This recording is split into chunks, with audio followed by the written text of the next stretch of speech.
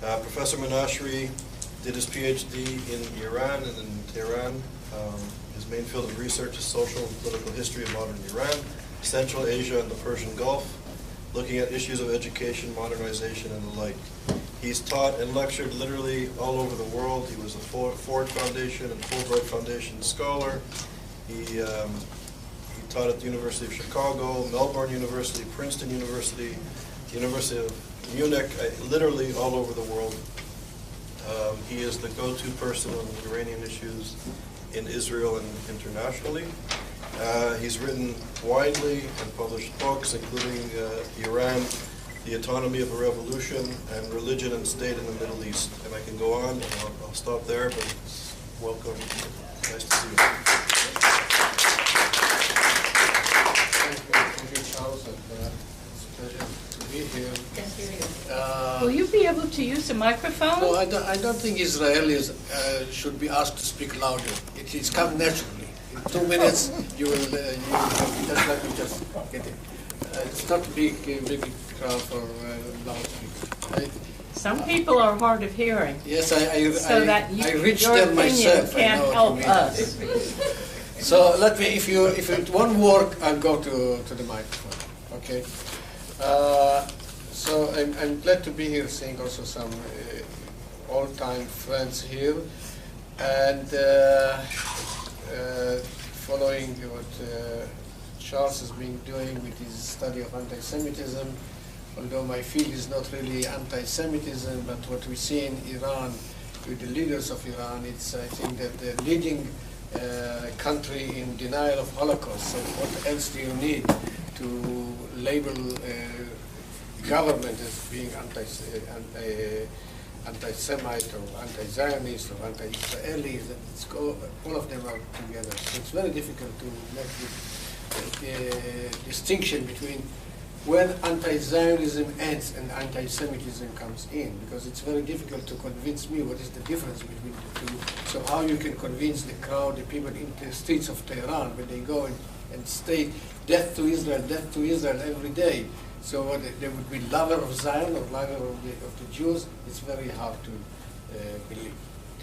But my topic today has to do with Iran, Israel, and the Middle East, and looking from the aftermath of the recent cycle of violence between Israeli and Hamas in the Gaza Strip. Let me begin with Iran, and because often enough I get the impression that it's not sufficiently understood in the West after 33 years of Islamic revolution. And I still believe that many people don't really understand what is the essence, what is the meaning of the Islamic revolution in Iran. What was the intentions? Why did people join Ayatollah Khomeini and went to the streets to Tehran? Because if you don't understand this, it will be difficult to understand what's going on in Iran and also in the Middle East.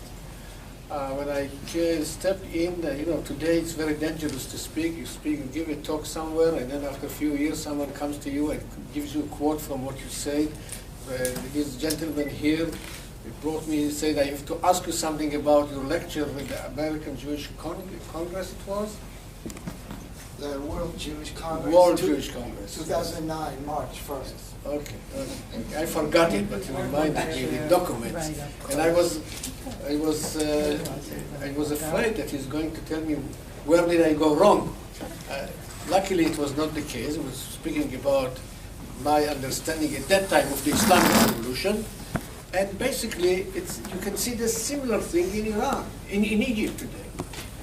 Because again, you see the same thing, people going to the street, asking to change the regime, believing that you remove the Shah, remove Saddam Hussein, remove Mubarak, and then you get to the promised land. And then suddenly you realize that your revolution has been intercepted by someone else. And the way we look at the revolution in Iran, I think sometimes I think it's not even fair to the Iranian people. Because Iran is certainly not a full white country.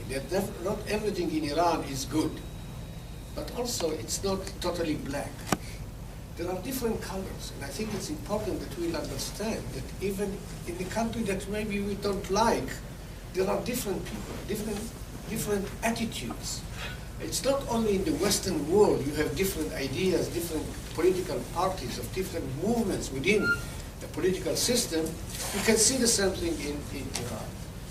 And before going on, I want to share with you, I think, the basic questions that comes to mind when I think about what is a proper understanding of Iran. The first thing is to understand what the people of Iran wished for when they joined Ayatollah Khomeini in 1979 and went on to topple the Shah to create Islamic revolution. Was the revolution Islamic? I can tell you, the Islamic revolution in Iran was Islamic, much like the movement in Al-Tahrir Square in Cairo was Islamic.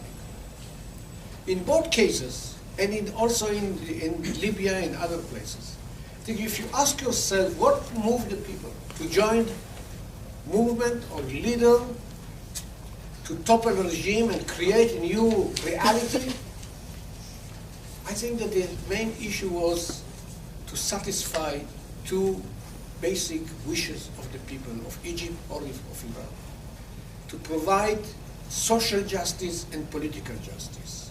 And I can even narrow down the whole thing to two words. The people of Iran in 1979 were asking for bread and freedom.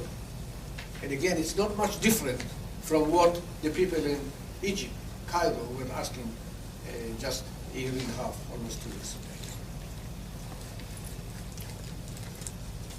I don't think that it would be appropriate to think that what moved people to go to the street was to establish Islamic regime. Just to remind you, in this Islamic movement of 1979 in Iran, there have been so many communists, liberals, intellectuals, right-wing, left-wing, and I don't think that their dream was to establish a theocracy led by Ayatollah Khomeini.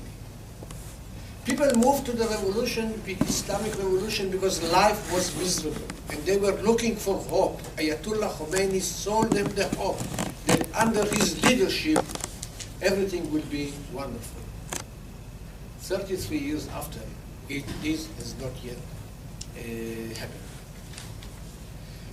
I lived at that time in Iran, and Charles was right. I was in Iran before the revolution, but I did my PhD in Iran. I was collecting a field study, and that's what I thought. If you study a country, and it's open to you and you can travel, it will be, I think it will be useful and important to go and live in the country and study it from inside.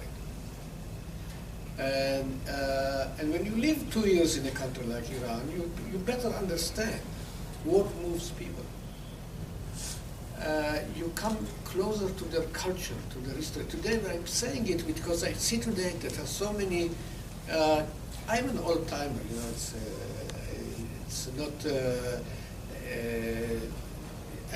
I'm not struggling for my position in the world of Orientalism, of Iranian studies. But I look today at the television and newspapers, who appears to be Iran expert in Israel or the United States, I'm shocked. Many of them have not read 2 articles about Iran. Really? And they come and explain to you what is Iran about. And I think it's important to go back to people who really study the country, maybe even having empathy for the people, to being able to understand better the pulse of the nation.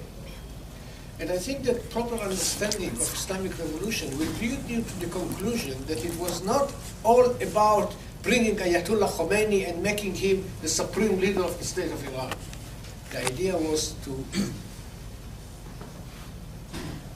make sure that your children will have better life than your miserable life in the 70s in Iran. Then the second question is, to what degree this ideology of this revolution is Islamic? And you know, there is no one Islamic ideology. They are all Muslims, but there are different tendencies, different understanding of religion. Judaism today is not exactly what it used to be 3,000 years ago. Islam or Christianity is not exactly what it used to be 2,000 years ago, and why should we believe that Islam will remain exactly the same as Prophet Muhammad brought him to earth in the 7th century? We live today as a religion, not by what is religion, Judaism, Christianity, Shinto, Hinduism have been in the past, but by our understanding today of the principles of the religion of the past.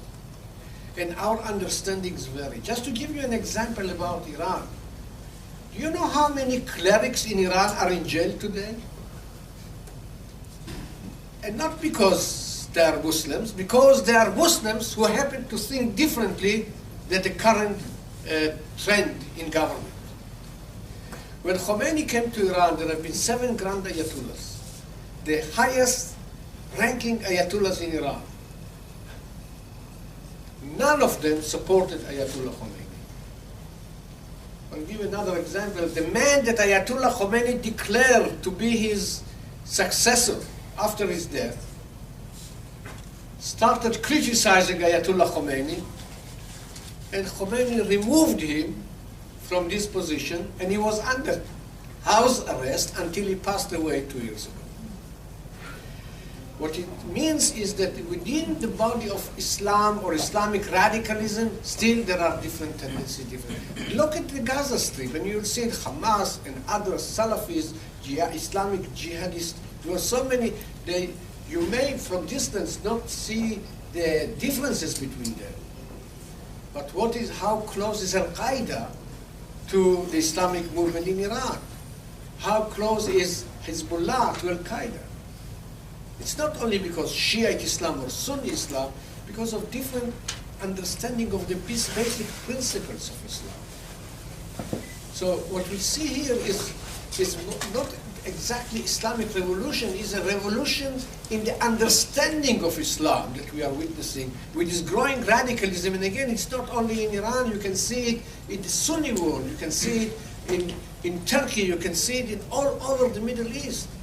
This is an era of Islamization, of return to the principles, so to speak, of Islam, and they're competing with each other, who is more radical. In this sense, Iran is a more advanced country. Because while the young people in the Arab world are going to the streets and chanting the slogan, Islam is the solution, you will not hear today young people in Iran stating Islam is the solution. Rather, they ask, is Islam the solution? Because after 33 years of Islam in power, I think the greatest damage to Islam in Iran is the coming to power of the Islamic regime led by Ayatollah Khomeini, today with Khamenei. Until now, this was the utopian belief that under Islam, the world would be wonderful. 33 years after, when the young people of Iran ask themselves, is our life better today than our parents lived 35 years ago? The answer will be no.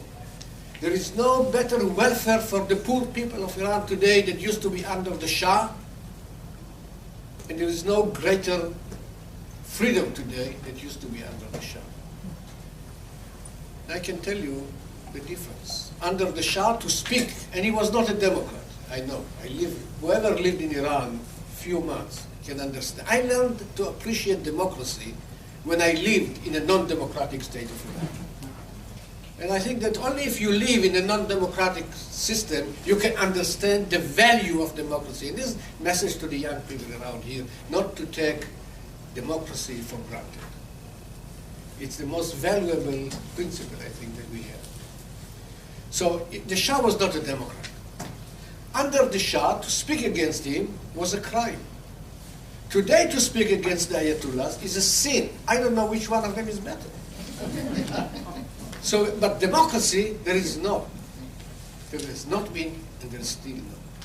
Like you see in Egypt, before Mubarak, after Mubarak, I don't see greater democracy today. And of course, the people say, well, he was elected in a democratic way. Big deal. Some big dictators in the world emerged by democratic elections. And speaking about anti-Semitism, you know, the greatest anti-Semite of 60 years ago, 70 years ago, also was elected democratic way. To be democracy, you don't need only to be elected the democratic way. You have to be also being capable of removing you in democratic way. And I don't know who is going to remove these ayatollahs in power in democratic way. When the Constitution doesn't allow for someone who is against you to run in elections. So, and then maybe another question, the third question I was asked, and I started with how Islamic it is, the revolution by its roots, how Islamic it is by its ideology, and the third question is how faithful is this government, the Islamic regime, to the principles with which they came to power. And you know, what happened in Iran, it happens in any other ideological movement, in transition from opposition to power. In opposition, it's wonderful. You have the solution for all the problems in the world. Join me and I'll, you know, pave the way and solve the problems. That's wonderful. Ideology is wonderful for opposition. When you bring it to power, you start corrupting your ideology. Why? Because in Iran you have to feed 75 million people. With pure principles of the past, you cannot solve the problems of the future. I could have given you so many examples how wherever there is a clash between ideology and interest in Islamic Iran, interest wins over ideology. Because the basic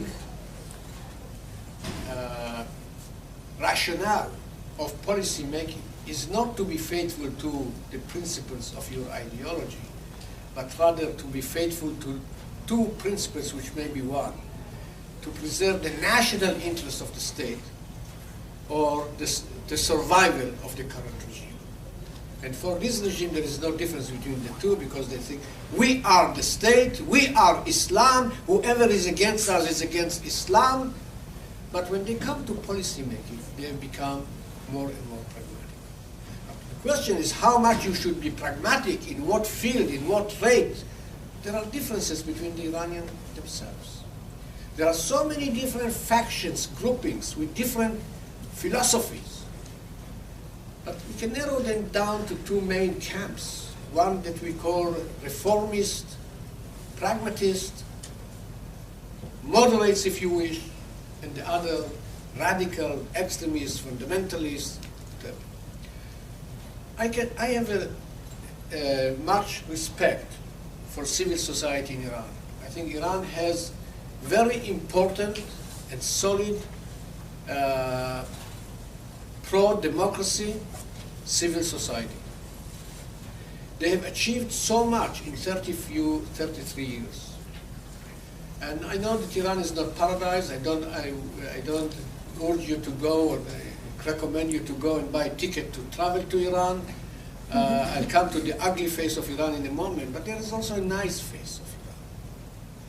If you look at women organizations in Iran, they are the most active in the Middle East, including Israel. If you look at this women in universities, it's more or less like in Israel. 60% of the students in Iran are women. 70 years ago, there was not a single girl in a university. This is an irreversible process. Movie industry in Iran is the best in the Muslim world. Newspapers are published in Iran are interesting to read as long as they are allowed to be published. I was speaking like this a few years ago in Israel, and one of our officials in the crowd asked me how you can speak about even relative freedom of expression where 100 newspapers were shut down in 5 years. Well, here is the answer. Show me another country in the Middle East which has 100 liberal newspapers to shut them down. Shutting down 100 liberal newspapers is meaningful. It means that they did operate. Again, when the government didn't like them, they closed them. They put the editors to jail. But the newspapers, I was reading in Persian newspapers, in Arabic newspapers, in Iraqi newspapers, you can't compare the two. books published in Iran are interesting to read. Again, as long as the author is alive, not in jail.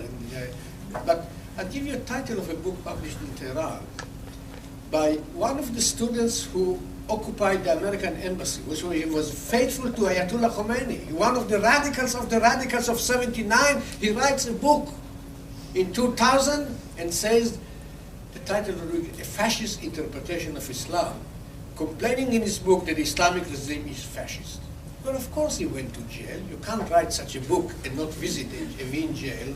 But the book was published in 10 editions in Iran. Another of the Iranian leaders of the Islamic Revolution, the man who was in charge of the Cultural Revolution in Iran, the man who closed all universities in Iran for 3 years to get rid of unfaithful professors,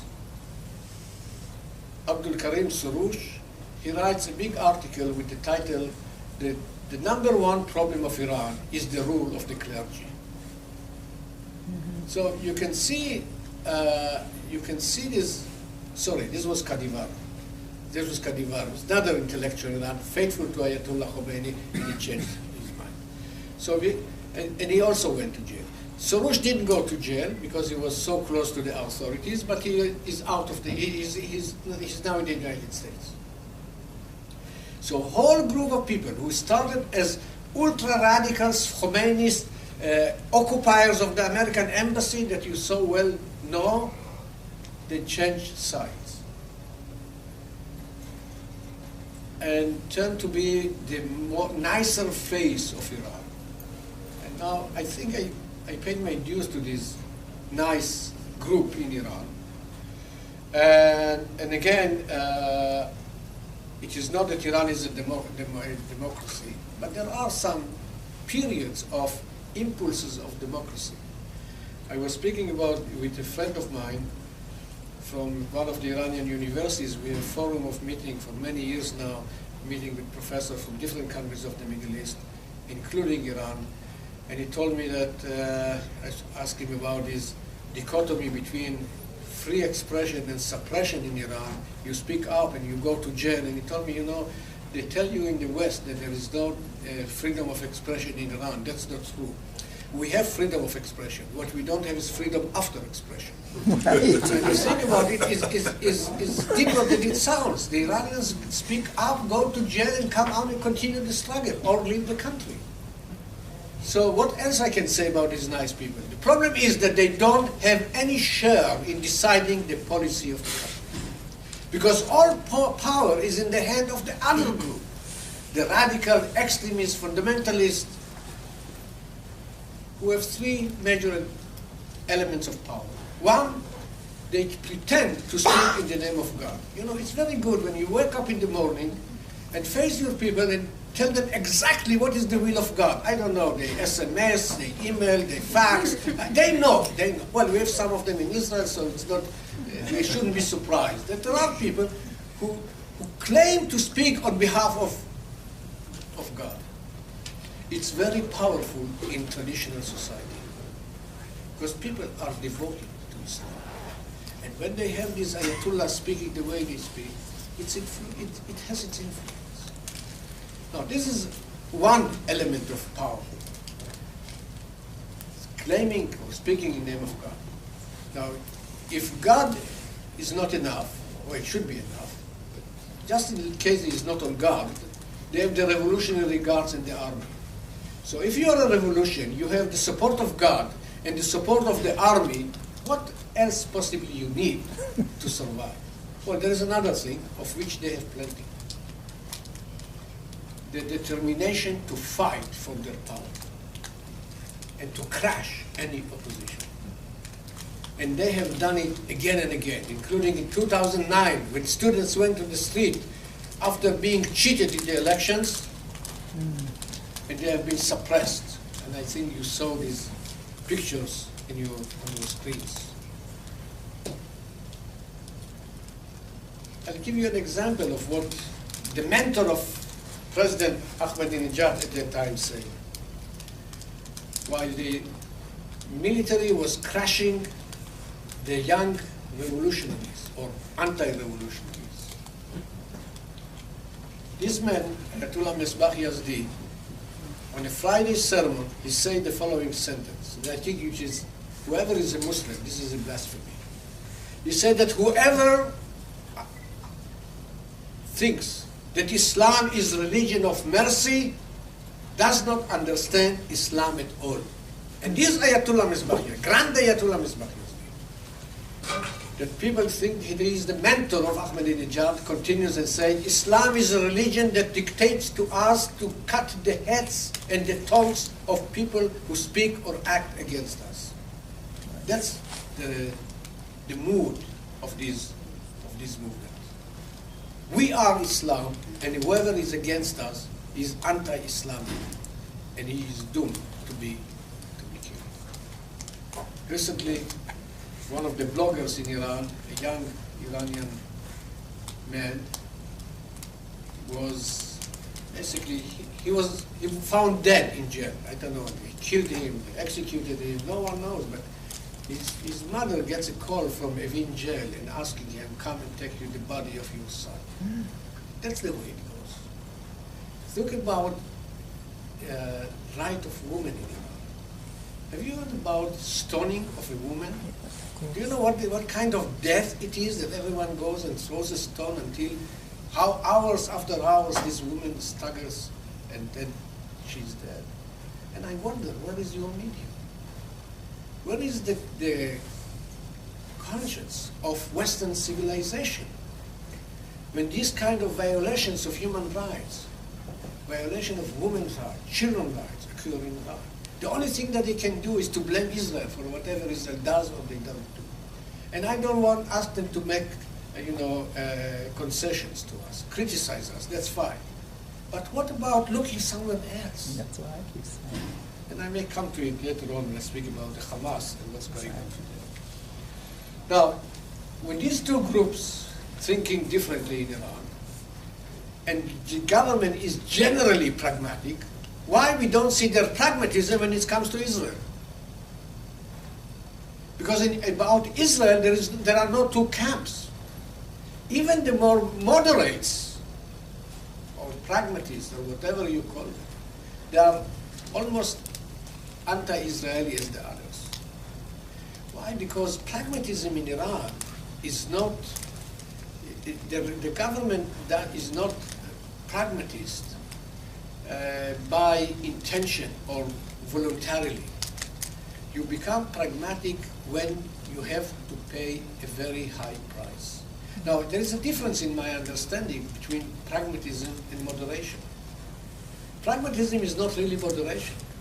Pragmatism is that you calculate the risks and decide to change your policy because you don't want to pay that high price. Let me put it this way. Hamas agreeing to ceasefire with Israel 2 weeks ago was pragmatic, was not a moderate policy. So the regime does not withdraw from its ideology voluntarily. They do it only when there is no choice. The greatest sign of pragmatism in Iran was in 1988, when Ayatollah Khomeini, after 8 years of war with Iraq, in which he said, war, war until victory, one day he woke up, looked straight to the eyes of these people and say, it would have been sweeter for me to drink poison than signing an agreement with Saddam Hussein, but we don't have a choice. The decision that Iran is facing today is of the same magnitude. Negotiating with the United States or changing its policy towards Israel, it's a major decision that we don't see people of Iran capable of making. The people of Iran who want to change their policy towards Israel don't have the power to do so, and those who have the power don't have the will. But generally speaking, we see in Iran the ideological animosity towards Israel, but at the same time they have pragmatic reasons to struggle against Israel. Here we don't see any conflict between ideology and interest.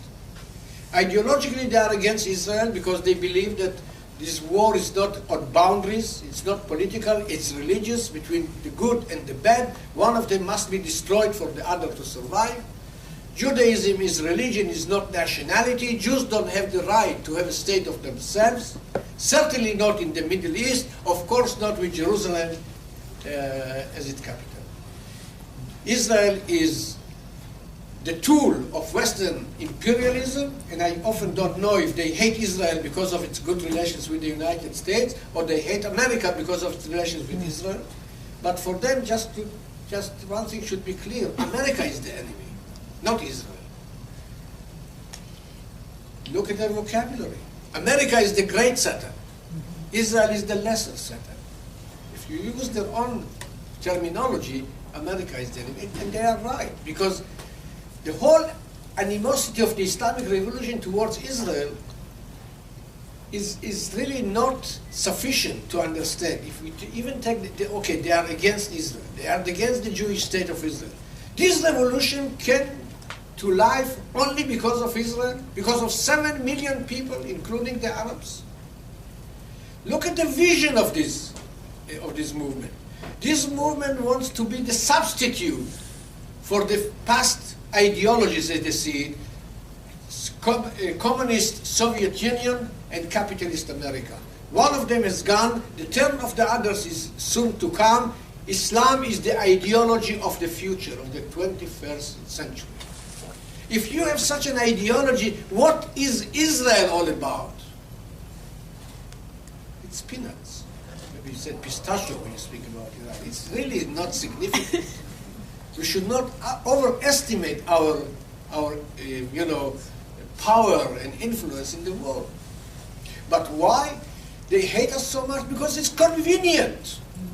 Whenever you want to divert public opinion from misery at home, you raise the flag of Jerusalem.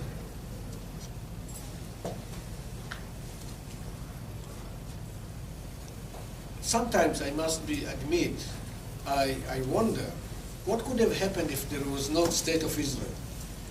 I'm sure that the Iranians would be very willing to establish the Jewish state of Israel, because we serve a good interest of the Islamic regime. We are, as the Persians say, a low wall, divore kutar, that you can step on us. You want to be a major power in the Middle East, you have to raise the flag of Jerusalem. Otherwise, why Iran is so much obsessed with Hamas and Hezbollah? Well, maybe Hezbollah is Shiite community. What about Hamas? Why? Because it's good to have an enemy far away from your neighborhood. You know, there was a war in Nagorno-Karabakh between Christian Armenians and Shiite Azeris. You know whom Iran supported? Iran supported Armenian Christians in their war against Muslim Shiites. Why? Because it was their interest in their borders. Armenia, the Christians, are not their enemies. The Azeris, because Iran also has 20 million Azeris in their own country. So you can see all over the borders of Iran. But when it comes from far away, it's convenient because they don't pay the price. Well, they pay hundreds of millions of dollars to arm the Hezbollah and to arm the Hamas. But Iranians are not killed on our borders. They are willing to fight until the last Palestinian. That's very convenient. You don't see them sending their children to fight. And they're doing it because of their interest. So, if you have such a situation that there is no negation between ideology and interest, this animosity can grow.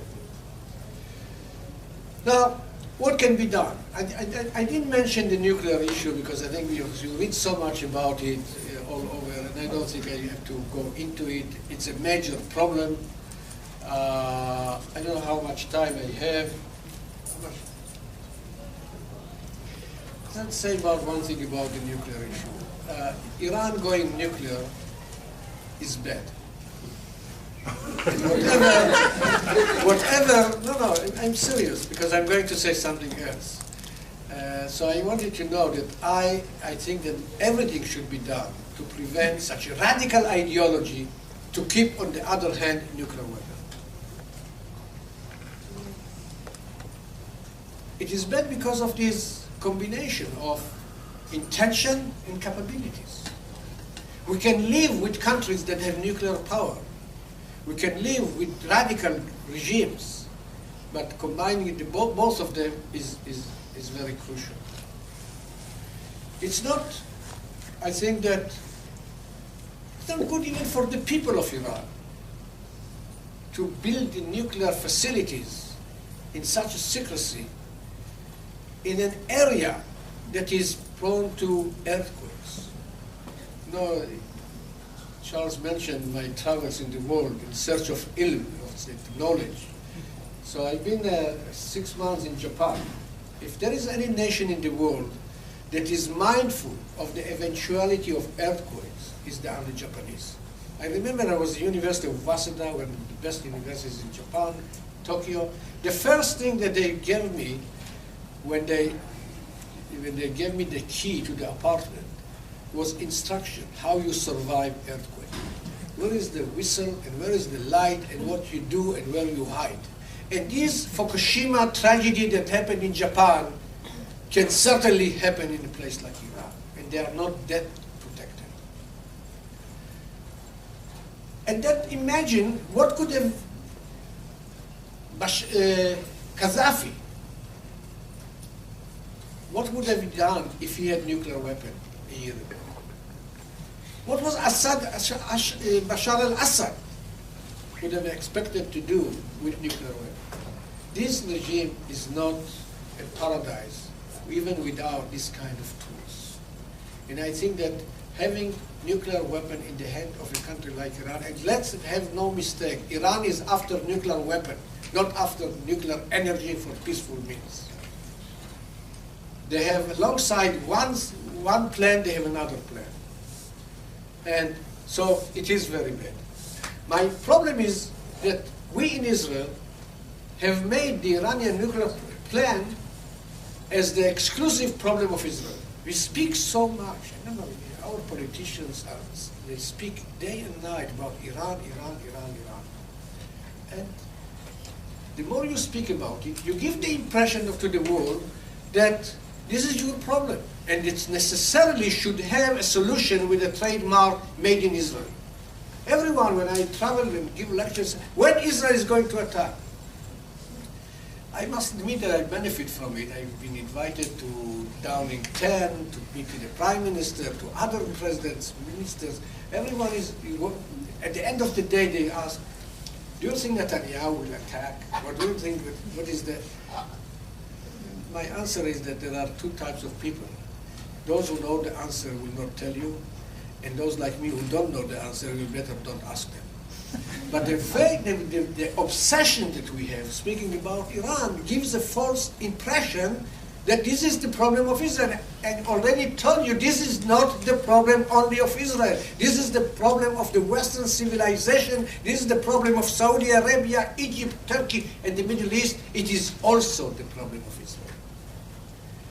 And I was wondering why Saudi Arabia, for example, stated that they might consider allowing Israeli Air Force to use their airspace to go and attack Iran. Don't do us a favor. Don't go give us the right to fly over your territory. Go and do it yourself. You are scared to death. Go to WikiLeaks and see what they think about you. So I think that we should be more careful in the way we speak. And I'll give you another example. I was probably one of I think the first in Israel who did like the term existential threat. Not because I think Iran is not a serious threat to Israel, but I think that giving them the credit that we are afraid and we are scared to death, it is not appropriate.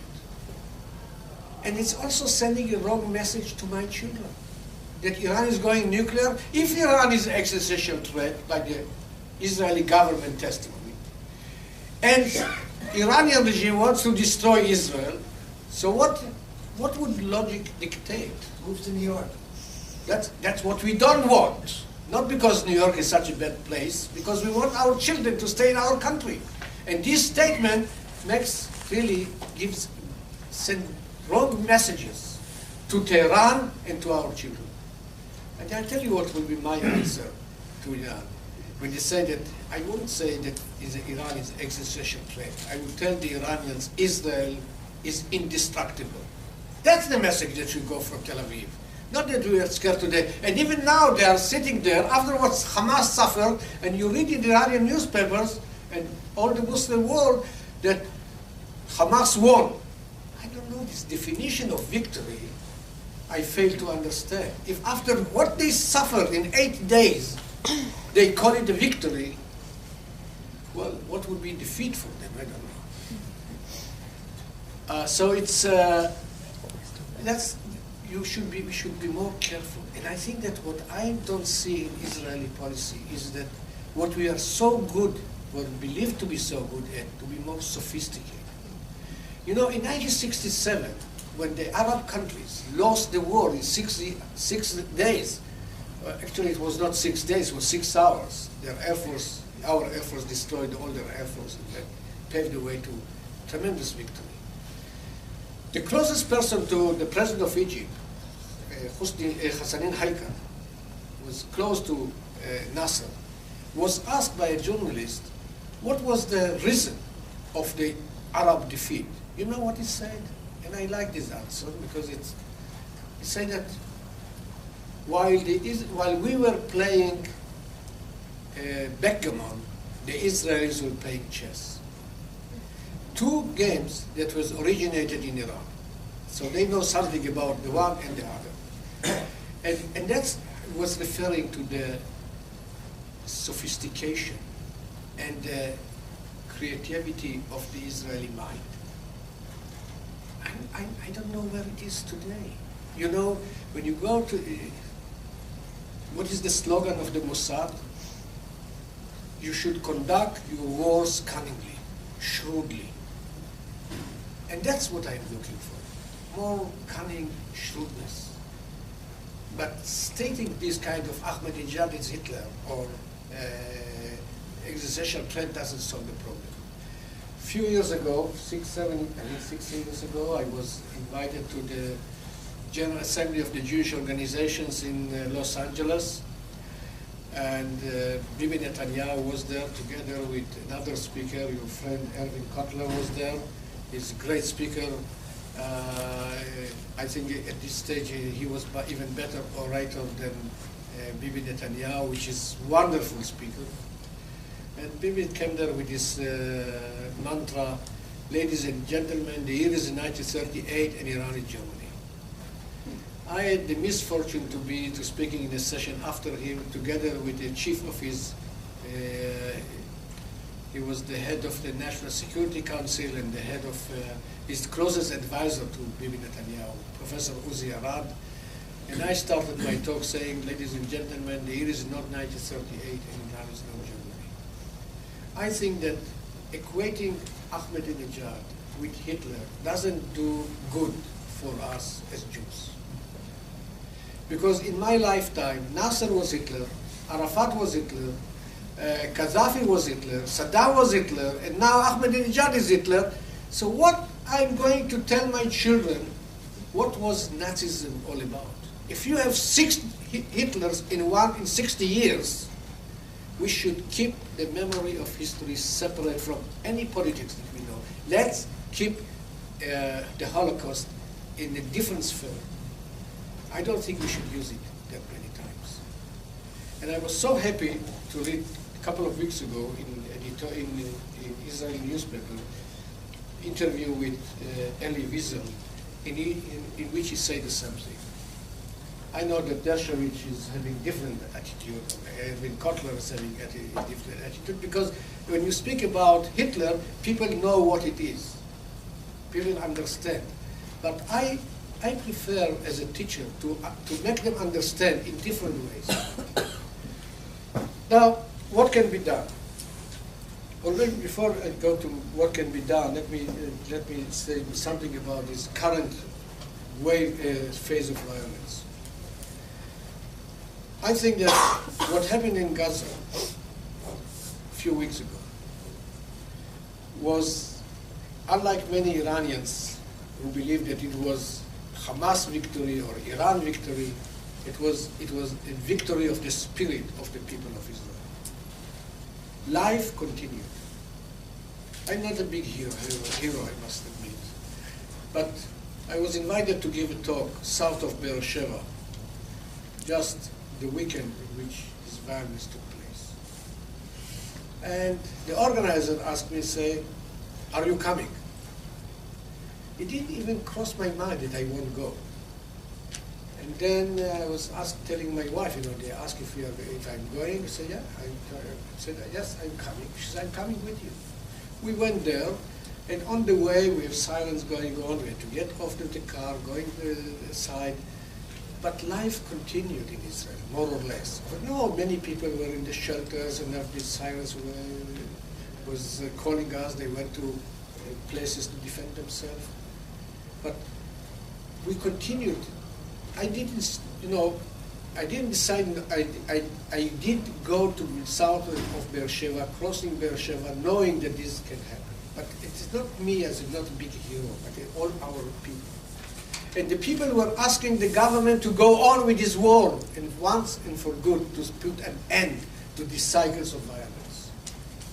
It's very strange in Israel that when civilians are being killed, people are more tolerant. But when the army, where our soldiers are being killed, the people are losing their tolerance. This is not the natural way, because the soldiers are trained and they are the people who get to defend the country. But here in the Jewish state of Israel, when soldiers are being killed, we don't want them to go. There was pressure on the government not to send the troops in, not because even those who are against the Hamas and against the Palestinians, all are against, but who are really against them, were rethinking not to send our troops. I'm head of a college, and there was professors and students are asking, why won't we close the university, the college, for a few days? And the decision was not. I had to take the decision. You know what I did? I called my daughter-in-law and asked her, is my grandchild going to school tomorrow in the same Tel Aviv area? She said, of course he's going. Then I said, would it make sense to close a college or university when kindergarten children are going to continue that? They continue their activities. And our Iron Dome really has done a wonderful job. And it's giving us relief and understanding that we can defend ourselves. Not that it's nice, if no one wants to live under such realities. But I think Israeli people show their spirit because they are capable of going into a longer this kind of war, attack from the north, attack from the south. And there was a huge difference between Hezbollah attacking Haifa 6 years ago and the Hamas attacking Beersheba. See what happened in 8 years of this war. 6 Israelis were killed. It's too many, I know. Everyone was killed or wounded is 100% tragedy. But when we took the whole picture, now it is that asymmetric war. Israelis are trained, educated, and I know that's not what the world thinks, not to kill civilians. Sometimes we really put our soldiers in danger, but ask them not to do everything possible, not to harm bypassers, civilians. On the other side, the dream of the Hamas was one thing, to show picture of civilians, Israeli killed, this is their sign of victory. Why they attacked Tel Aviv? Why they attacked Rishon LeZion? They wanted to show pictures with Israeli blood, to show the people in the Middle East, here is the victory. Now, I think that this is a sign of weakness of the Hamas. This is the sign of weakness of Iran that confessed for the first time, publicly, openly, that they not only trained the Iranians, Not only they pay money, they also give them all the missiles and often the different things that they are using against us. What they paid for many years have been mostly destroyed in this cycle. Now, there is a new Middle East in many ways.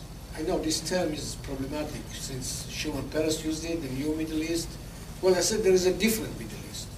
There is a different Middle East in which Iran is being weaker and weaker, both domestically and regionally. Look at Hamas press conference when the leader of Hamas was thanking the outside world for helping them. Whom did they mention? They mentioned Turkey, they mentioned Egypt, they mentioned Qatar. The country that they didn't mention is Iran. Well, I think it's a calculated move, not to thank Iran. But the Iranians were very upset. So Iran is weakening. Egypt is becoming much more meaningful actor in the Middle East politics. And these are not, it's not yet clear what is the role of Morsi playing.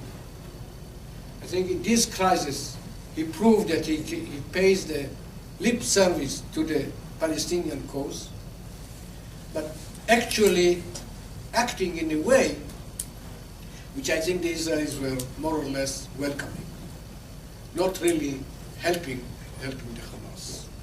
Then we have Syria, bleeding, but Bashar al-Assad is benefiting from the experience of the past. People see what happened to Iran when they removed the Shah. Here you get the opposite. You remove Mubarak and you have the Muslim Brothers. So why they would be eager to remove, to have Bashar al-Assad leave office? And the current situation in which they fight with each other is, I don't want to be cynical, but it's not that bad from the outside. The alternative to Bashar is, now, with whom Iran is identified? With bleeding Bashar al-Assad. There are two countries in the Middle East, viewed from Tehran, that are important. One is Syria, in which they are losing, and the other is Bahrain. Now look at the two countries. In Bahrain, they are with the people against the government. In Syria, they are with the government against the people. So what is the ideology? And in Bahrain, they have been stopped. They've been stopped mainly by Saudi Arabia. I can tell you one thing about the Saudis. The Saudis usually don't speak, unlike our Israeli politicians. And even less, they act. They don't send troops. They can ask the Americans to come and help them, unlike the Israelis who have never asked Americans to come and fight for us. In the case of Bahrain, Saudi Arabia sent troops to Bahrain. But it's very meaningful. Usually they sign checks. They don't sign soldiers. In this case, it's been so, how upset were the Saudis from the fact that the United States did not interfere to save the rulers they sent. In Syria, they are not successful either. Now, I want to conclude with what can be done with the issue of Iran. One thing I would say, Iran, the Iranian nuclear program has a solution, not necessarily military. If the Western world, if Europe will join the United States to pressure Iran heavily, Iran would be forced to change its policy. No. Now, pressure is not necessarily military. You start with moral pressure of Iran, on Iran. Start with human rights in Iran. Have your newspapers write about violation of human rights every day in your newspaper. Iranians care what you think about it. You know, you always, people speak about how Iran is sensitive to be respected. They want to be respected. If you want so much to be respected, if you criticize their record of human rights, then you show them disrespect, it will be meaningful. Then, for example, Canada cut diplomatic relations with Iran. Imagine if another 10 countries worldwide were cutting relations with Iran. It was a devastating situation for the Iranians. But rather than doing so, they are competing with others who will have more economic ties with Iran.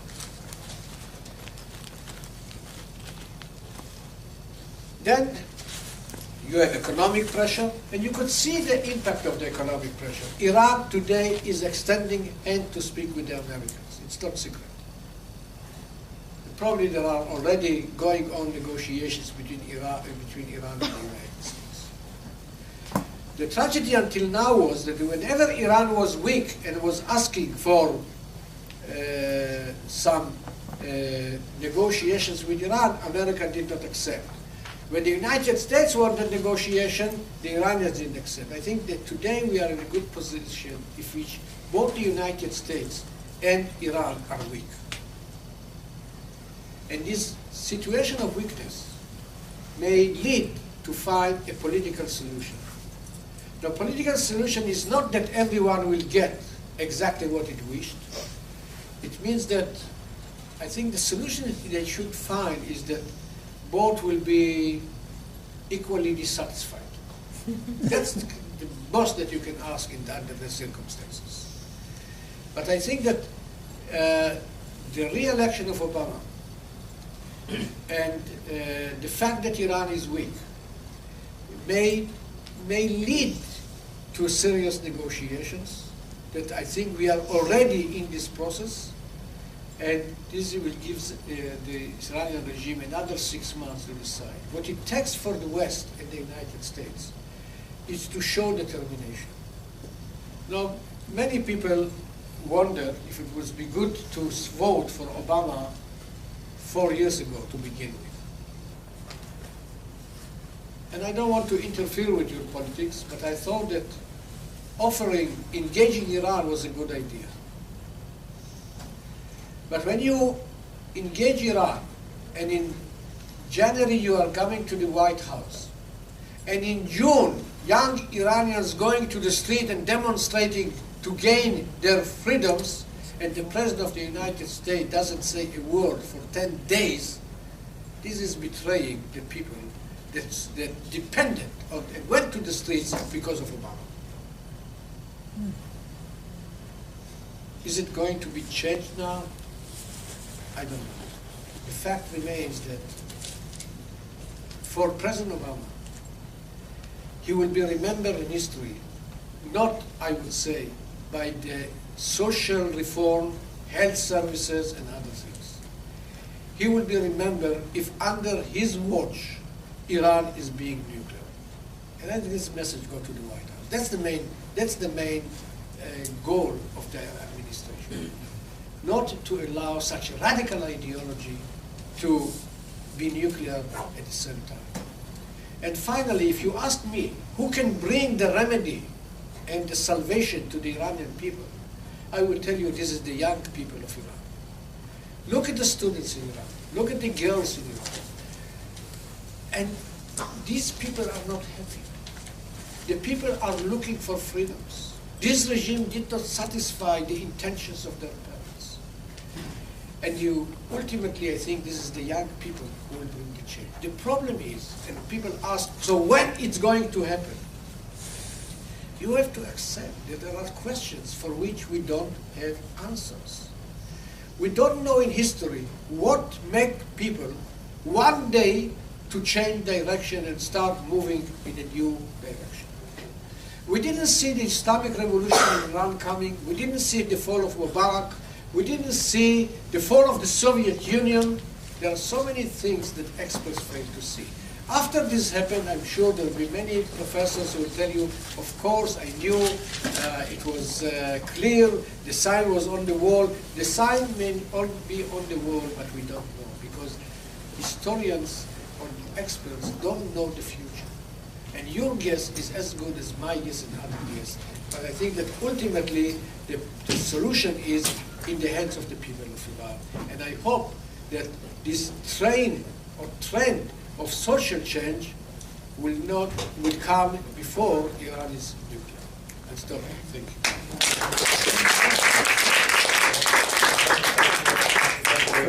So we're going to have a Q&A session. I'm going to start off with a challenge. I try and challenge you with a good team. You say how Obama will be remembered what happens with Iran, if Iran gets a bomb or not. Fareed Zakaria, a journalist, a prominent journalist in the United States, and intellectual, public intellectual, has consistently been sending trial balloons on behalf of Mr. Obama. So he sends ideas out into the media, he's a PR expert, to test the waters on all sorts of issues. He's a close associate with Obama.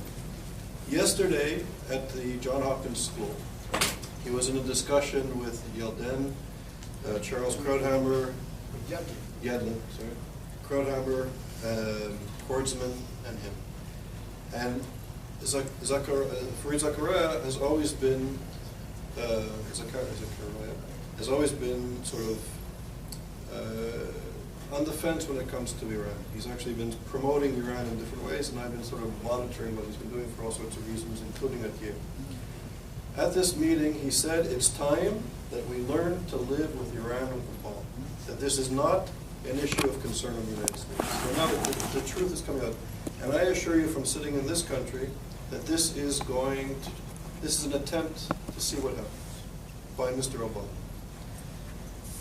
That's point number one. Point number two, when it comes to anti-Semitism, when it comes to human rights in the United States of America today, unlike in different democratic and republican moments in history, with South Africa, with Soviet Union, Eastern Europe, there's a silence today on human rights. Joe Klein, Beinhart, Thomas Friedman, Fareed Zakaria, the very important public intellectuals, are saying Iran, the Arab Spring, the Brotherhood, are moderate, secular, that this is democracy, etc., etc. So this is the public sphere. When it comes to anti-Semitism in this country, and I'm quoting Potterhurst for the first time in my life, he wrote the article, "The Hatred That Dare Not Speak Its Name." And we are not speaking about it. There's no public outrage in this country about the treatment of Jews, in the rhetoric of the Muslim Brotherhood and in Iran, of women, of gay people, of religious pluralism, and basic democratic notions of citizenship. There's silence in the media of record, in the institutions of record. So that's point number one. Point number two, you speak about Iran being a pragmatist regime. Gaddafi was trying to get nuclear weapons, apparently, and he made a deal with the Americans. He was eliminated. He was physically eliminated by the United States. Iran is seeing this, and they're thinking, what's going to be?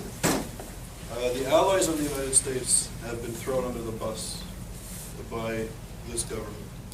So from a pragmatist perspective, why would Iran, with the silence on human rights issues, with the lack of pressure when it comes to radical Islam in the Middle East, and certainly on Iran, what would make them, from a pragmatic perspective, given this situation, to move, to make a deal with the United States?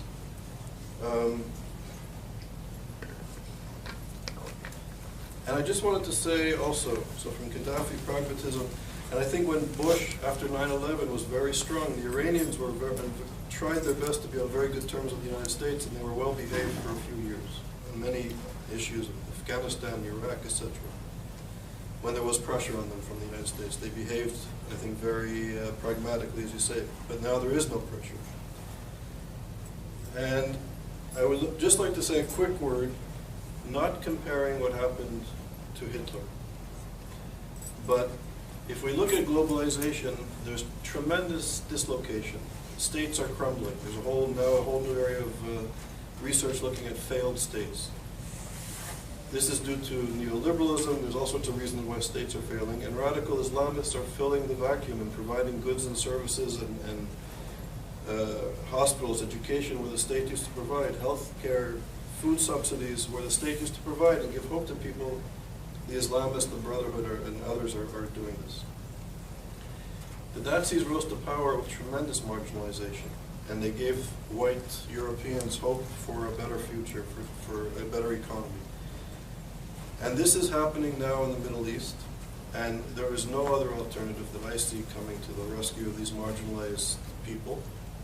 And we in the West are no longer holding out either another economic alternative and certainly not human rights. We're silent. So from an Iranian regime's perspective, where I think they've been, given a free pass. If I was the Iranian regime and I'm building my nuclear weapons program, I would continue. So if the regime is pragmatic, given the silence on human rights, and it's not going to change tomorrow in this country, what would be the impetus for Iran to really give up its weapons program and become a better citizen of the international world? Let him answer, then think. It's a lot. Well, I'm trying to briefly.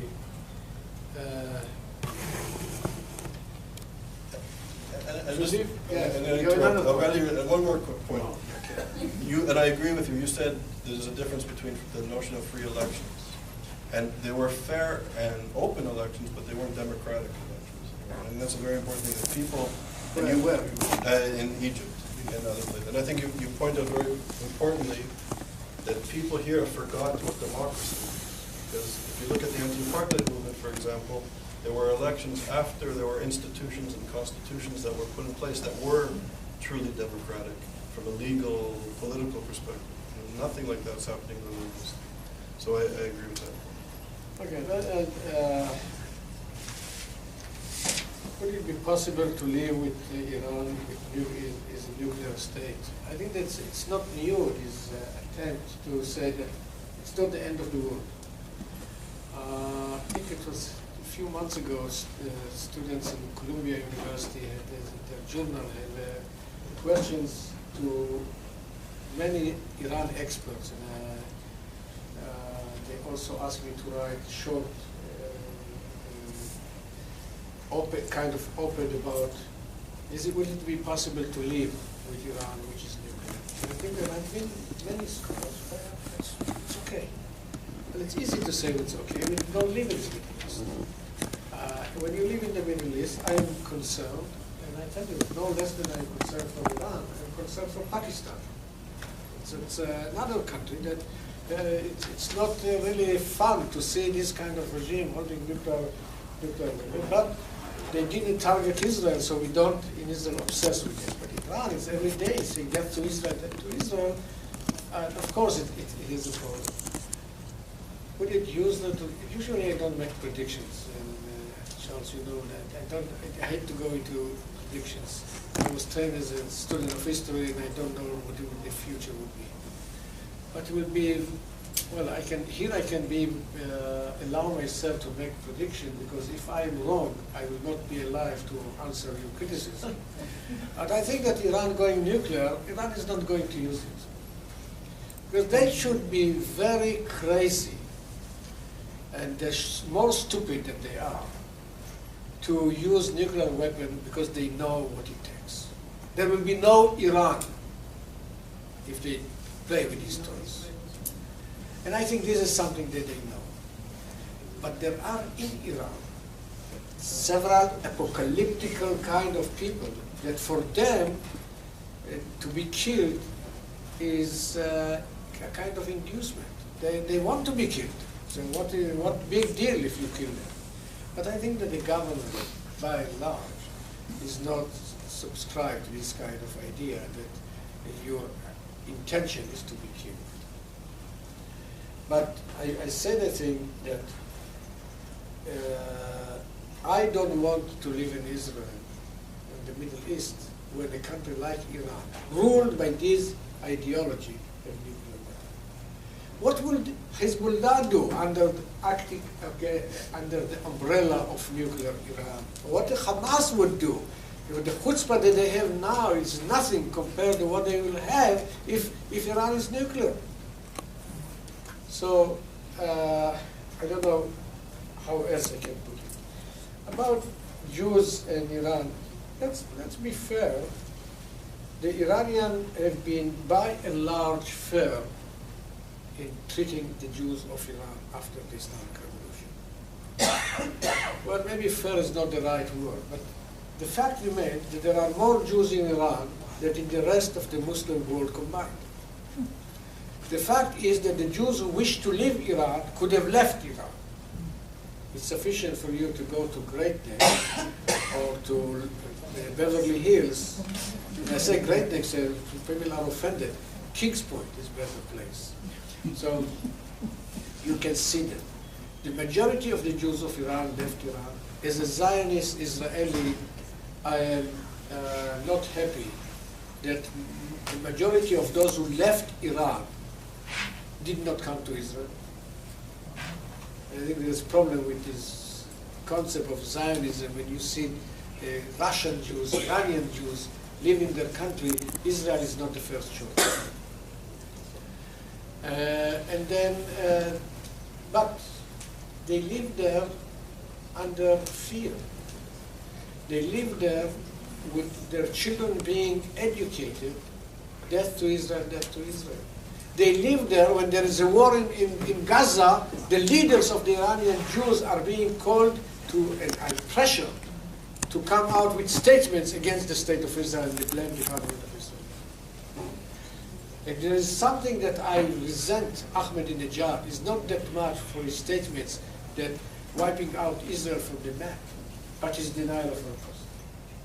Here we see a country and leaders of country, president of Iran organizing a kind of international seminar to deny the Holocaust, contest of caricatures about the Holocaust, and this for me is even worse than having nuclear weapons. Now, Iranian pragmatism and the change of attitudes. I think that their rationale is not my rationale. I said that they will change their policy when they have to pay a heavy price. The question is, what is the heavy price that they don't want to pay? Probably they pay higher price than I would think appropriate. But at the end of the day, when they would be pressured, like I think we see signs of it today, when the Iranian currency lost 50% of its value in 6 months, when unemployment is in the rise, when there are so many economic problems this government is faced with, when letters of credits of Iranian banks are not accepted for international trading, these kind of things that you will do more and more. I don't know what will be the last straw that will break the camel's back, but I know if you want to break this camel's back, you should put more straws, and more straws. One of them will do the job at the end. Now, under pressure, you said, Charles, that Iran is cooperating with the United States. I think that if Iranians are honest with themselves, and they ask themselves, which is the country that has done the greatest services to Iran's national interest, they can pick up only one country, the United States of America. The United States in the 91 went all the way to Iraq and crashed the military power of the enemy #1 of Iran, that with whom they fought 8 years. They did not manage to do the job. America destroyed the military power of Saddam Hussein. In 2002, they went to the other side, to the eastern border of Iran, to remove the enemy #2 of Iran. In 2000, the Taliban in Afghanistan. 2003, they went back to Iraq to end the job. What beautiful services America has done for Iran's national interests. They have their bizarre way to say thank you to the United States. But I think, so it's not only that pragmatism, I think any rational thinking. And you know what, between Iran and Israel, if you want to solve the problem, it's 5 minutes.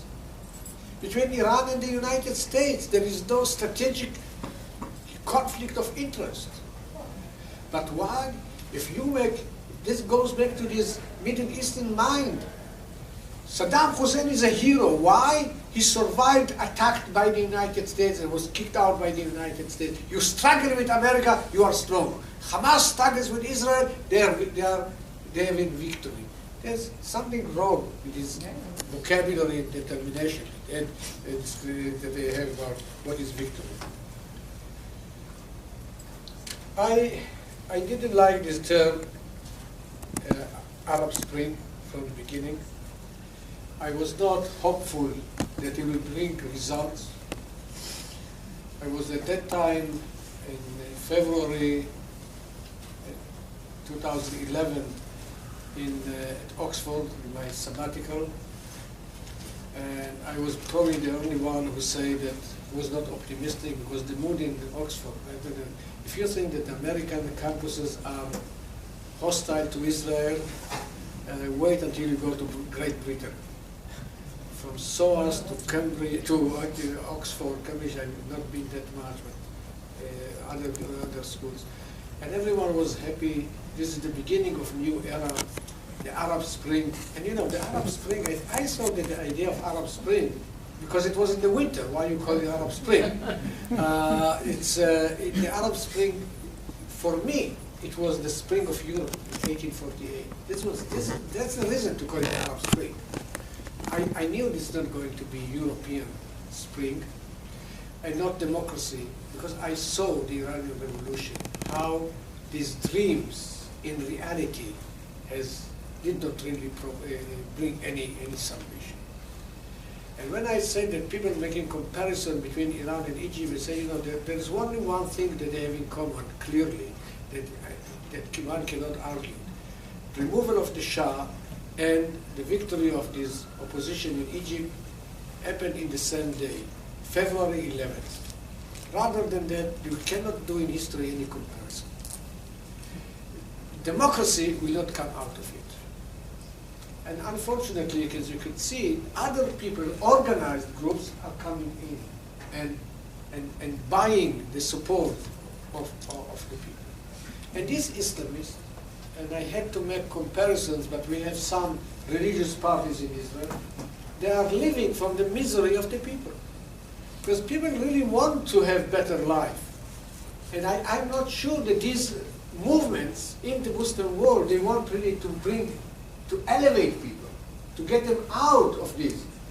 And I think that modern society, and I know my friend Mrs. Nina Wiener is here, she founded the ISEF, International Sephardic Education Fund. The one way to solve the problem is do what ISEF is doing, other movements are doing. Try and help people to get out of this cycle of ignorance and poverty. Give them hope, give them future. I don't think that these Islamists want to give better future to their children. They want to keep them in such level of ignorance. And so, like in Iran, they want them to go to university. They don't want them to go to university. And I could say the same thing about the Sephardi religious party in Israel, Shas, that the same problem with them. So I think that the people joining such movements is the belief that this movement will bring them or upgrade them and to new life, to new level. But in reality, they don't do it. And again, I go back to, it's really not that I'm happy about it. With all the money that Iran has, where is the prosperity and welfare for the people of Iran? It's devastating to live in a rich country with poor people. And that's the reality in Iran, under the Shah and today. How you change it, I don't know. It's one day it may happen, I don't know when. We don't have that much time, so we'll try and take short. I thought it was an outstanding talk, very erudite. I learned so much about, I haven't been in a talk like this in a long, long time to learn about Iran and everything, and you share your knowledge. One thing I was just curious about, and I also make the comment about the last comment there, that Halevi from Mossad also made the comment, Israel can live with a nuclear Iran. That's come out more than once. But you didn't talk a lot about the Sunni-Shiite split, although you mentioned it. And what I'm curious about, could you explain, or is there any credence to the idea that Iran is so anti-Israel because it's after the Arab street in the Sunni countries? let me say a word about my friend Ephraim Alevi, with whom I share many ideas. Ephraim Alevi is not alone. And I don't speak about the academics. I speak about the military. I think, again, as an Israeli, I am proud to see how almost all the chief officers of the Mossad, of the internal security, of the army, raised their voice on the issue of Iran, actually told the Prime Minister not to go to war in Iran. We don't like it because I don't think they should go public. All these people like Ephraim Alevi, Mayor Dagan, Yuval Diskin, they know how to speak to our Prime Minister. The door of the Prime Minister, any Prime Minister, is open to them. To go public, it's something else. But still, you don't find many democracies in which the generals will go to the Prime Minister and challenge his decision or what he declared to be his intention. So you may not be happy with this happening, but you look at the half full of the glass, you see democracy in action. Now, I didn't speak much about Sunni Shiite because, unlike many of my colleagues, I don't think it's a major issue. At the end of the day, they are both Muslims. And I'm not unaware of the differences between Shiites and Sunnis, but I think that at the end, really the gulf is not that wide. Here is a political contest for leadership of the Muslim world. And Iran is disadvantaged because Iran is a Shiite country. And Shiism are maybe 13–14% of the Muslims. You cannot claim to be the leader of the Muslim world when coming from a minority of 13–14%. But it's really appealing when you go today every conference that you have, they speak about Sunnis and Shiites. And though I feel sometimes that you must have a sushi session in any conference. Sunni Shiite, at the end of the day you get Sunni Shiite.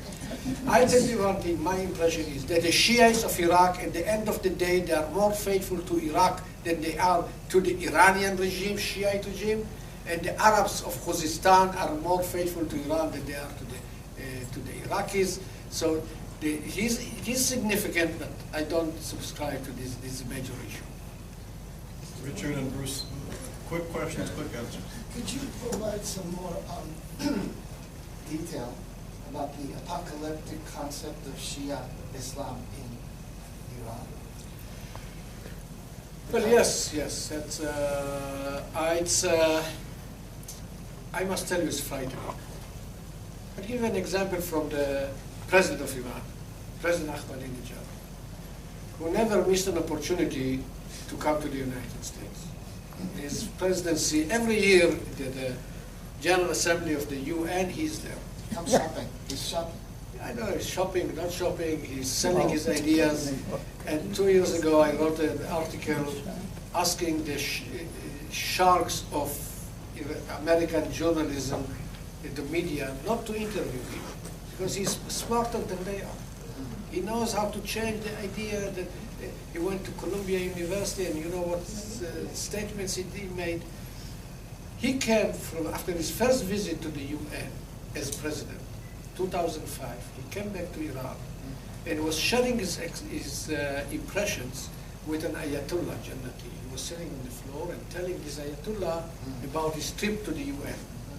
And this is I know that you go to the YouTube or whatever, you found my lecture there, you can find Ahmadinejad as well. And then he said that in the 27 minutes of my talk in the General Assembly, it was everyone was quiet, looking. Their eyes were glued to me, and this was because above my head there was an aura of light with guard protection. Well, there is also light here, but it's green light. It's different. You know, leaders who speak in such language frighten me. More recently, when he was in the UN last year, some of his close associates were put in jail. Why? Because they produced a movie in which they show, a video in which they show that the imam, the hidden imam, the Shiite Messiah, is coming. Now, who should be frightened if the Messiah is coming? The supreme leader of Iran, because he is taking the place of the Mahdi until he comes. And if the Mahdi is coming, you can go. So they put all the people of Ahmadinejad in jail. They speak in a language that is really scary. And I'll give you one more example because I don't want to go deeper into it. Last year, the chief of staff of Iran appeared on TV, and he was speaking about, and this is the chief of staff speaking on Iranian national television, in which he said that in the year of 2006, in the war in Lebanon, a group of Israeli soldiers, while attacking the Hezbollah, were freezed on their place and were shocked, and they were standing there, and the commander asked them, why you don't continue your fighting?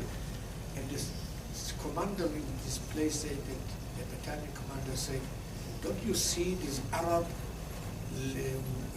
with white dress riding a horse, which is the imam, is standing there? If the chief of staff of Iran speaks such a language, apocalyptic, so of course we are having all reasons to be scared. But in the competition between them, these are very tiny minority compared with other radicals, which are not much better, but don't have this kind of apocalyptic vision. Okay, so if we have, I'm sorry, one more question. I'll collect two quick questions and then we'll give one answer. So you and then two. You mentioned two possibilities: a painful political compromise with the United States and some sort of internal regime change. Do you think that the political compromise that you think is currently possible would actually undermine the possibility of the regime change? Okay, and then Bruce, a quick question.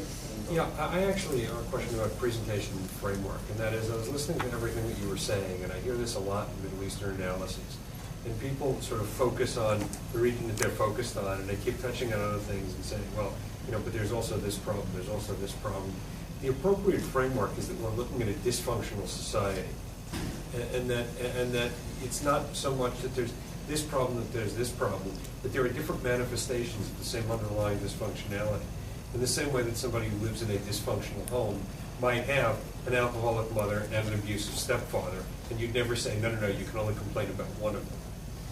And I think that by leaving out this type of framework, we confuse particularly a lot of American audiences who don't have a very strong background. And I was wondering if you could comment on why not only you, but I very rarely hear people grounding it in this notion of we've got a dysfunctional society and a dysfunctional region, and that dysfunctionality just manifests itself in different ways. And we can talk about its manifestation among the Iranian clerics, and and this is sort of the theme that ties all the pieces together. And I keep looking for it, I keep not finding it.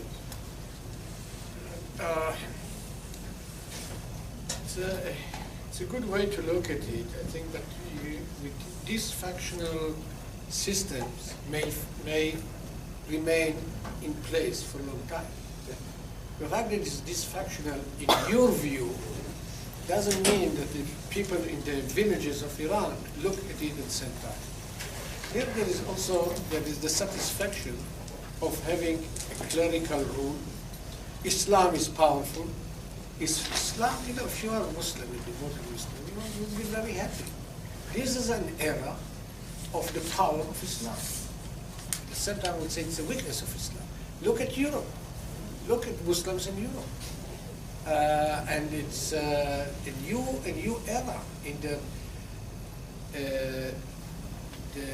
self-confidence.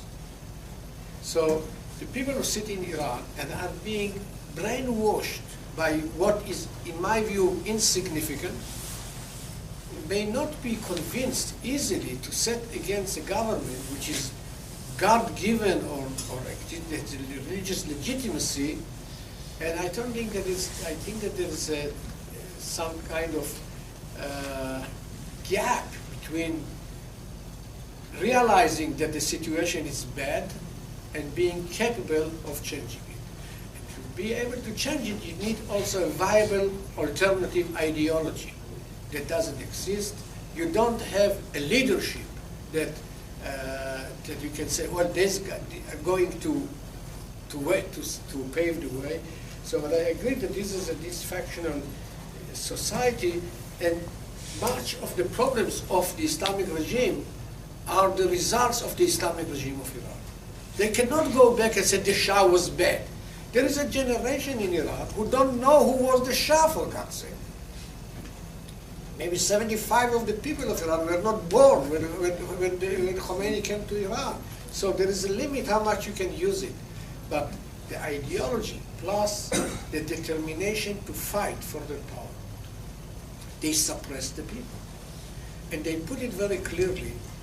And it's also a lesson that they taught Bashar al-Assad. And they said, we are not going to let them, the opposition, to do to us what we did to the Shah. And that they learned the lesson of the Islamic Revolution. Now this lady asked about change of regime. I never use the term change of regime because I don't care what kind of regime they have. The type of regime that countries have is totally for them to decide. I care about the policy of this regime, and I don't want them to kill my children. That's as much as I care about Iran. They can have Islamic Republic, monarchy, banana republic, whatever they want. It's up to them to decide the type of government. I care about the policy of this government. And the policy of this government is very hostile to the values that I care for and to the country that I'm coming from. On that note, so David, thank you very much. Before we start, and also, so in 2 weeks, David Katz is here. He's a very interesting. I'll give another example. The man that Ayatollah Khomeini declared to be his successor after his death started criticizing Ayatollah Khomeini, and Khomeini removed him from this position, and he was under house arrest until he passed away 2 years ago. What it means is that within the body of Islam or Islamic radicalism, still there are different tendencies.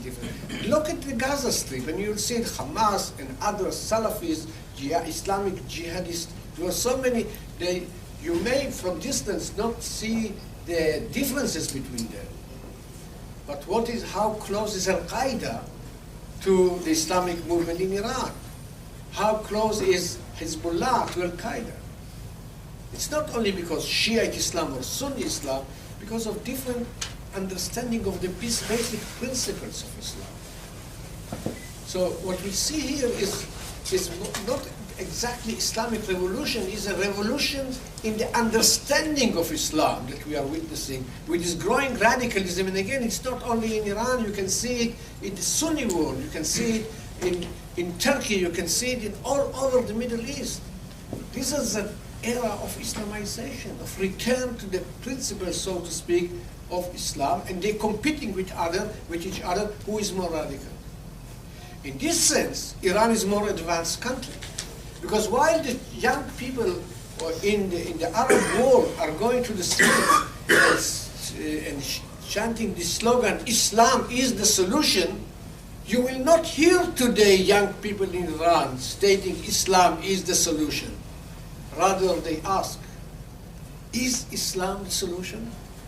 Because after 33 years of Islam in power, I think the greatest damage to Islam in Iran is the coming to power of the Islamic regime led by Ayatollah Khomeini and today with Khamenei.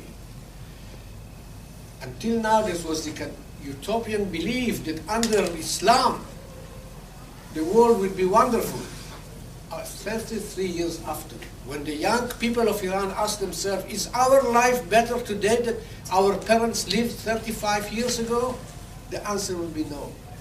There is no better welfare for the poor people of Iran today that used to be under the Shah, and there is no greater freedom today that used to be under the Shah. I can tell you the difference. Under the Shah to speak, and he was not a Democrat, I know. Whoever lived in Iran few months can understand. I learned to appreciate democracy when I lived in a non-democratic state of Iran. And I think that only if you live in a non-democratic system, you can understand the value of democracy. And this message to the young people around here, not to take democracy for granted. It's the most valuable principle, I think, that we have. So the Shah was not a Democrat. Under the Shah, to speak against him was a crime. Today, to speak against the Ayatollahs is a sin. I don't know which one of them is better. So, but democracy, there is no. There has not been, and there is still no. Like you see in Egypt, before Mubarak, after Mubarak, I don't see greater democracy today. And of course, this gentleman here brought me and said, I have to ask you something about your lecture with the American Jewish Congress, it was? The World Jewish Congress. World Jewish Congress. 2009, March 1st. Okay. I forgot it, but you reminded me with documents. And I was afraid that he's going to tell me where did I go wrong. Luckily, it was not the case. I was speaking about my understanding at that time of the Islamic Revolution. And basically, you can see the similar thing in Iran, in Egypt today. Because again, you see the same thing, people going to the street, asking to change the regime, believing that you remove the Shah, remove Saddam Hussein, remove Mubarak, and then you get to the promised land. And then suddenly you realize that your revolution has been intercepted by someone else. And the way we look at the revolution in Iran, I think sometimes I think it's not even fair to the Iranian people. Because Iran is certainly not a full white country. Not everything in Iran is good. But also it's not totally black. There are different colors. And I think it's important that we understand that even in the country that maybe we don't like, there are different people, different attitudes. It's not only in the Western world you have different ideas, different political parties of different movements within the political system.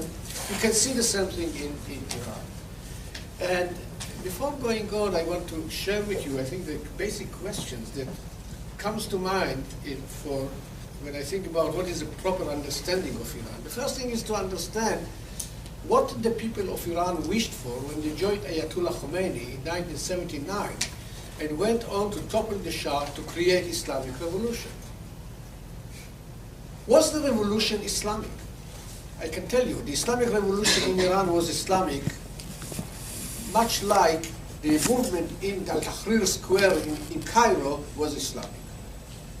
In both cases, and also in Libya and other places, I think if you ask yourself what moved the people to join movement or leader to topple a regime and create a new reality, I think that the main issue was to satisfy two basic wishes of the people of Egypt or of Iran, to provide social justice and political justice. And I can even narrow down the whole thing to two words. The people of Iran in 1979 were asking for bread and freedom. And again, it's not much different from what the people in Egypt, Cairo, were asking just a year and a half, almost 2 years ago. I don't think that it would be appropriate to think that what moved people to go to the street was to establish Islamic regime. Just to remind you, in this Islamic movement of 1979 in Iran, there have been so many communists, liberals, intellectuals, right-wing, left-wing, and I don't think that their dream was to establish a theocracy led by Ayatollah. Professor Menashri did his PhD in Iran and in Tehran. His main field of research is social and political history of modern Iran, Central Asia and the Persian Gulf, looking at issues of education, modernization, and the like. He's taught and lectured literally all over the world. He was a Ford Foundation and Fulbright Foundation scholar. He taught at the University of Chicago, Melbourne University, Princeton University, University of Munich, literally all over the world.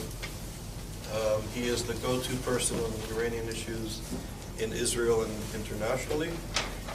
He's written widely and published books, including Iran, The Autonomy of a Revolution, and Religion and State in the Middle East. And I can go on, and I'll stop there, but welcome. Nice to see you. Thank you, Charles, and it's a pleasure to be here. Will you be able to use a microphone? No, I don't think Israelis should be asked to speak louder. It comes naturally. In 2 minutes, you will just let me just get it. It's not a big crowd for loudspeakers. Some people are hard of hearing. Yes, I reached your there opinion myself. can't help us. So let me, if it won't work, I'll go to the microphone. Okay. So I'm glad to be here, seeing also some old-time friends here, and following what Charles has been doing with his study of anti-Semitism. Although my field is not really anti-Semitism, but what we see in Iran with the leaders of Iran, it's I think that the leading country in denial of Holocaust. So what else do you need to label government as being anti-Semite or anti-Zionist or anti-Israeli? All of them are together. So it's very difficult to make the distinction between when anti-Zionism ends and anti-Semitism comes in, because it's very difficult to convince me what is the difference between the two. So how you can convince the crowd, the people in the streets of Tehran, when they go and state death to Israel every day. So what, they would be lover of Zion or lover of the Jews. It's very hard to believe. But my topic today has to do with Iran, Israel, and the Middle East, and looking from the aftermath of the recent cycle of violence between Israeli and Hamas in the Gaza Strip. Let me begin with Iran, and because often enough I get the impression that it's not sufficiently understood in the West after 33 years of Islamic revolution. And I still believe that many people don't really understand what is the essence, what is the meaning of the Islamic revolution in Iran. What was the intentions? Why did people join Ayatollah Khomeini and went to the streets to Tehran? Because if you don't understand this, it will be difficult to understand what's going on in Iran and also in the Middle East. When I stepped in, today it's very dangerous to speak. You give a talk somewhere, and then after a few years, someone comes to you and gives you a quote from what you say. People moved to the revolution, the Islamic revolution, because life was miserable, and they were looking for hope. Ayatollah Khomeini sold them the hope that under his leadership, everything would be wonderful. 33 years after, has not yet happened. I lived at that time in Iran, and Charles was right. I was in Iran before the revolution, but I didn't like my PhD in Iran. I was collecting a field study, and that's what I thought. If you study a country, and it's open to you and you can travel, it will be, I think it will be useful and important to go and live in the country and study it from inside. And when you live 2 years in a country like Iran, you better understand what moves people. You come closer to their culture, to their history. Today I'm saying it because I see today that there are so many, I'm an old timer, it's not, I'm not struggling for my position in the world of Orientalism, of Iranian studies. But I look today at the television and newspapers, who appears to be Iran expert in Israel or the United States? I'm shocked. Many of them have not read 2 articles about Iran. Yeah. And they come and explain to you what is Iran about. And I think it's important to go back to people who really study the country, maybe even having empathy for the people, to being able to understand better the pulse of the nation.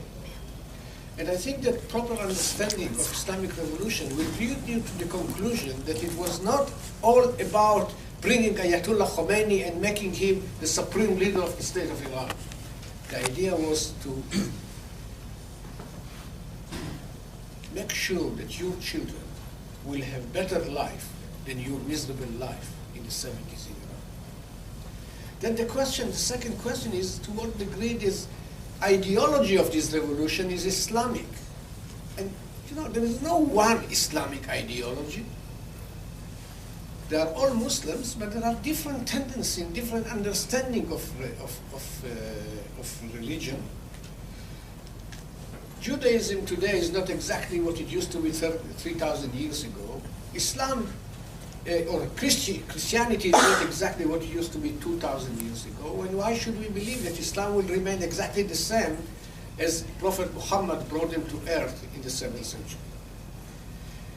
We live today as a religion, not by what is religion, Judaism, Christianity, Shinto, Hinduism have been in the past, but by our understanding today of the principles of the religion of the past.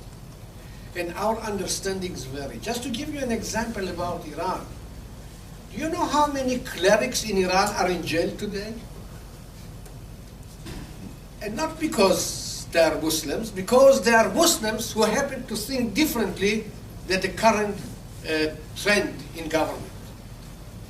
When Khomeini came to Iran, there have been 7 grand ayatollahs, the highest ranking ayatollahs in Iran. None of them supported Ayatollah Khomeini. The people say, well, he was elected in a democratic way. Big deal.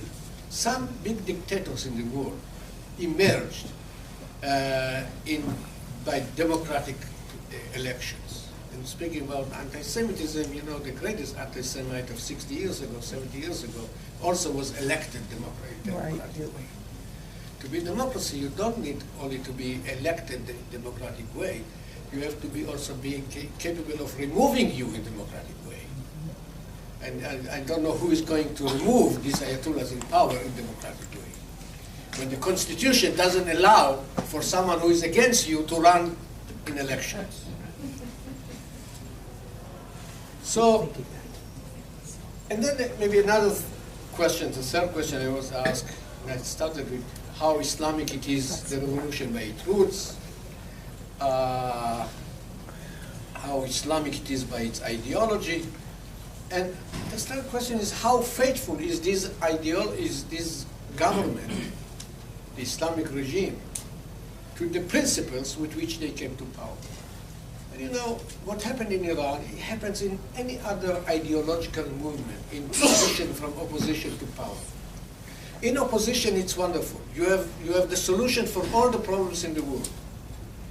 Join me and I'll, pave the way and solve the problems. That's wonderful. Ideology is wonderful for opposition. When you bring it to power, you start corrupting your ideology. Why? Because in Iran, you have to feed 75 million people. With pure principles of the past, you cannot solve the problems of the future. I could have given you so many examples how wherever there is a clash between ideology and interest in Islamic Iran, interest wins over ideology. Because the basic rationale of policy making is not to be faithful to the principles of your ideology, but rather to be faithful to 2 principles which may be one: to preserve the national interest of the state or the survival of the current regime. And for this regime, there is no difference between the two, because they think, we are the state, we are Islam, whoever is against us is against Islam.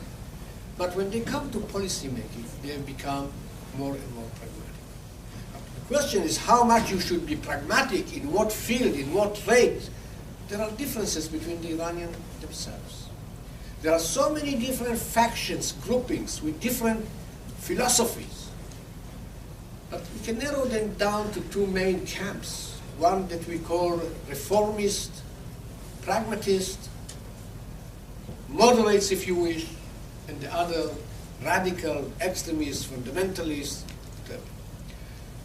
I have much respect for civil society in Iran. I think Iran has very important and solid pro-democracy civil society.